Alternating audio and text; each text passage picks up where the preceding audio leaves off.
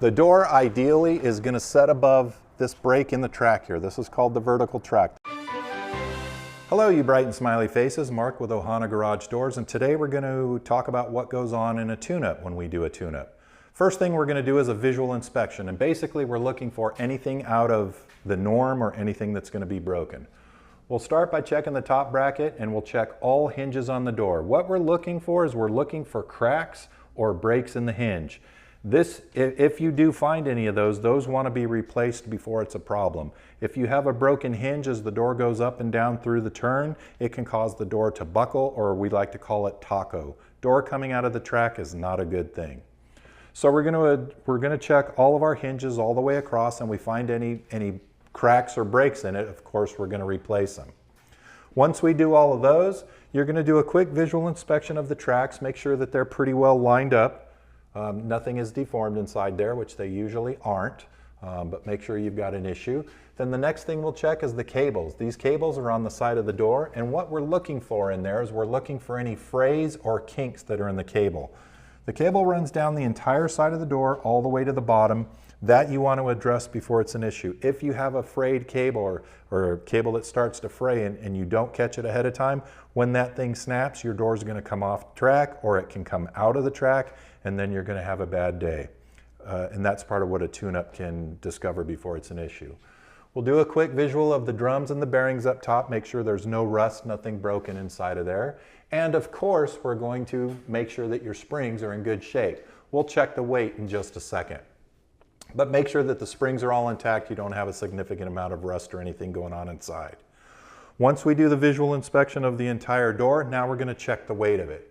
What we're going to do is disconnect the door, and we're going to lift the door up to the halfway point. I say halfway, it's about halfway. You lift the door up and make sure that the door is going to sit by itself. If it sits by itself in the opening, that will tell you that the door is balanced. That's a good sign. If you lift it up to this point and the door starts dropping down, or it slowly sags, then you're going to want to have a professional come out and address it. That could be an indication of a bigger problem.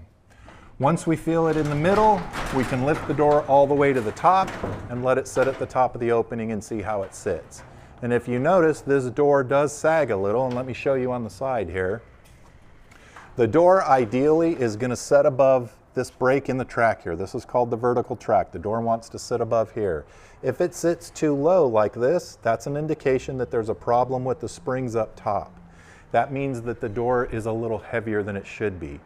If the issue with this door is not addressed, and that could either be adding tension or new springs, you're going to have a professional look at it to see, and we can help with that.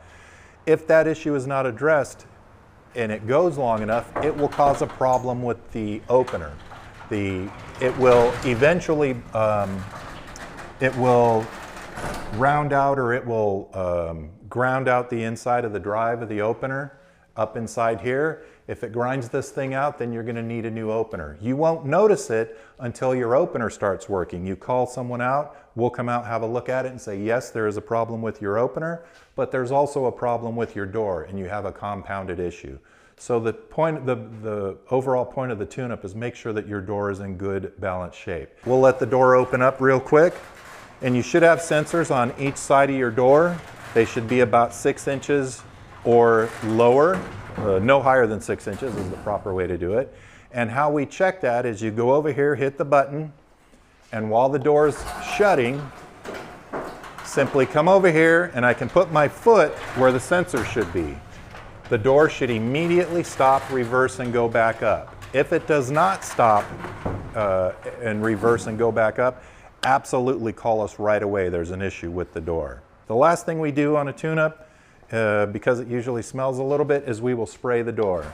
We're going to spray the hinges, all the moving parts on the door, and hopefully allow the door to be a little quieter than it was before we got here. When we spray it, we're going to hit all the hinge points, all the parts that move on a door. And we're just going to put the stuff we like to use as a petroleum-based lubricant. That's my favorite. We'll put a little bit on each hinge, and then we'll put it along the middle. We go ahead and repeat this process all the way across on all the hinges, and we are good to go.